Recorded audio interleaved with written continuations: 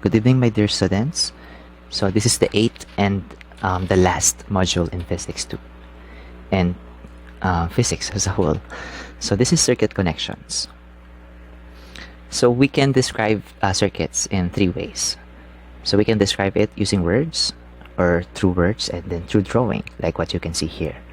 So here you have, this is 1.5 volts, the battery connected to or containing, or yes, connected to a light bulb by means of connecting wires. So a circuit contains a light bulb and a 1.5 volt D cell. Okay. Now we can also describe a circuit using a schematic diagram or a circuit diagram, which is actually more efficient because describing them through words or with words and with drawings will be complicated and time consuming or bothersome if we are talking about more complicated circuits. Pag madami na siyang components, diba? And then madami ng branches yung wires. So that will be more complicated.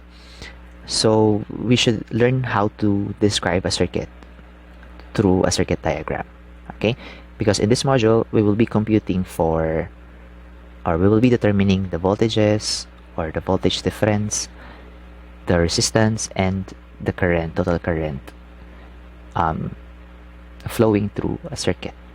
Simple and mildly complicated. So the first step is to learn how to describe a circuit before we can do the calculation. So in our circuit diagram, in our schematic diagram, we will be using some symbols. So this is your symbol for a single cell. A battery is composed of several cells. So this will be the symbol. If you have a single cell, yung meron siyang parang, diba, parallel lines. One of them is larger or longer and the other is shorter. So this is the positive terminal and then this is the negative terminal. And then you will have a collection. If you have a collection of cells or a battery, so drawing mo to. So itong battery na to is composed of 3 cells.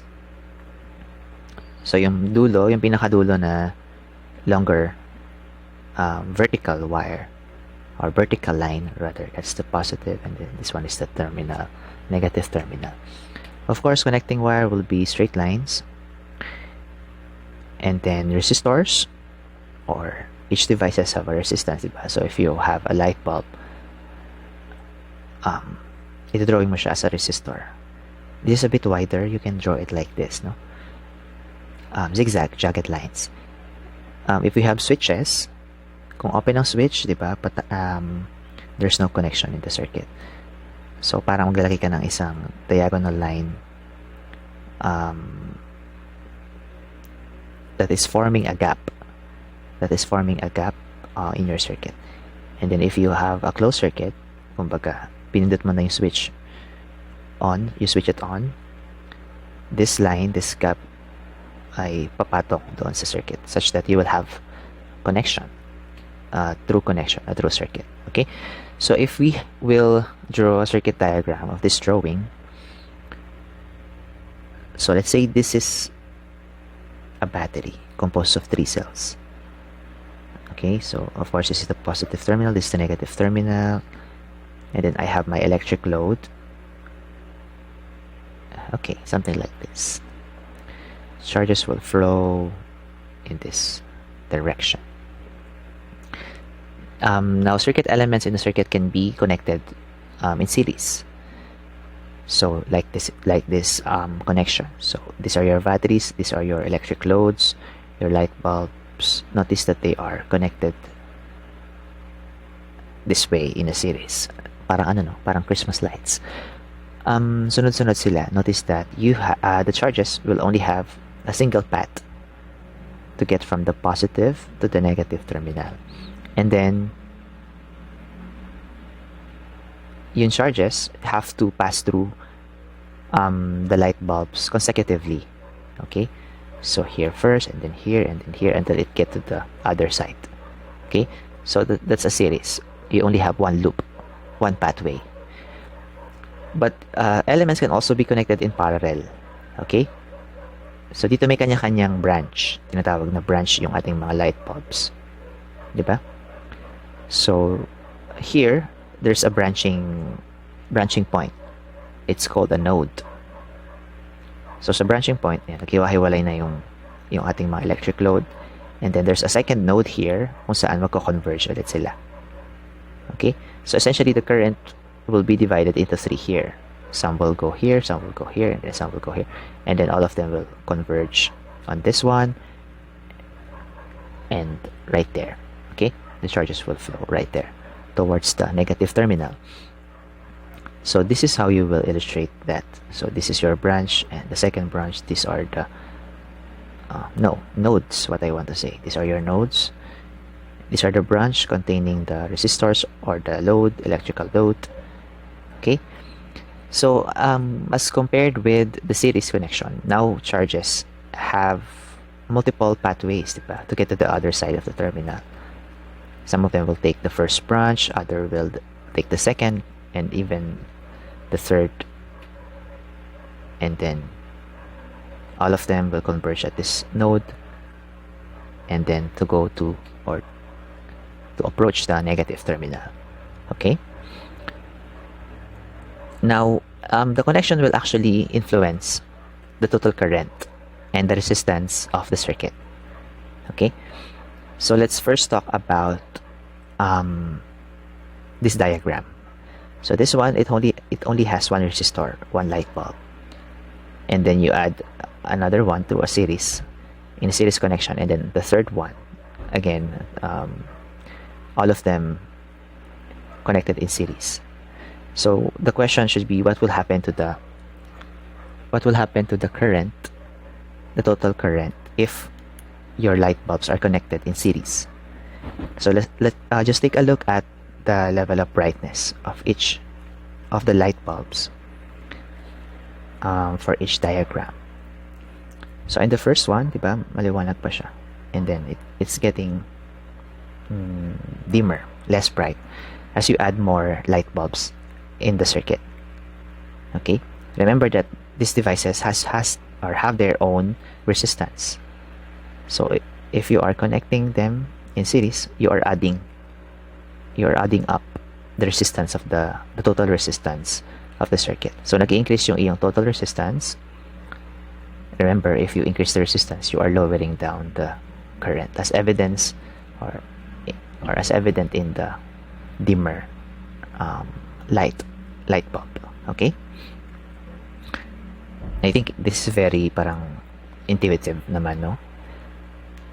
Now this one is a bit more challenging to comprehend, no? Here meron ka lang isa na simula, and then you're adding another branch and then another branch. So remember, current will split into two in the two of the branches, diba? And then converge here and then flow here. That's why we have to have an indicator bulb kung gusto nating maunawaan yung current, total current ng circuit na to. Kasi remember, the level of brightness of this bulbs ay only a reflection of the amount of current in this particular branch. Yung brightness ito, only a reflection of the current in this particular branch. But remember, the current will converge at this point, so lahat total current na yung dumadaloy dito. So kapag may indicator bulb ka doon sa pagkatapos ng branch, that will tell you about the total current. Now, look at this. There's an interesting thing happening here.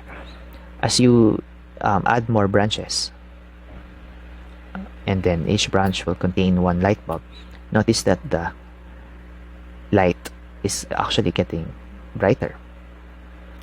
That means that the total resistance is actually decreasing, which result to an increase in the amount of current. Okay, so opposite nung sa kabila. Kapag series connection, the resistance will add up, will increase, which will decrease the current. And then if you arrange it in a parallel fashion, such that nag-increase yung branches mo, now you have lower resistance and higher current. Now that's a bit difficult to understand. Now let's use an analogy. Now this is a toll booth analogy, no? So obviously the highway is the wire, the cars are the charges. So kapag sa toll booth, pag nadaanan mo yon, you have to pay a fee, diba? So definitely the car should slow down or stop on the toll fees, or on the toll booths, or beside the toll booths, in order to pay the fee. Okay, so we can say that the toll booths represents the resistance here. Okay, if you add more toll booths in series, what do you think will happen to the flow rate? Will it be faster or slower? How many cars will be able to flow through doon sa mga tollway? So if you add them in series, you're actually causing more traffic, diba? Kasi for example, if the toll fee is 60, now the car has to pass through each of these toll booths. So it will pay 20 here, and then 20 here, and then 20 here. Okay, so if you add them in series, you're causing more traffic. Okay, so the flow will be much slower if you add them in series. So lesser car will be able to get at this point. I think it's actually going there. Lesser car will be getting at this point, no? Because if you add over time, if you add more toll booths in your highway, here you only have one car, and then actually if you have only one toll booth, you have 4 cars right there. Now what will happen if you place the toll booths parallel to each other? So you see here, dito they were forced to pay 3 times, diba? They have to pass through all of the toll booths. But here they have choices, diba? Which toll booth will they go to? And then you can see here that 3 at a time, diba? Makakapass yung car.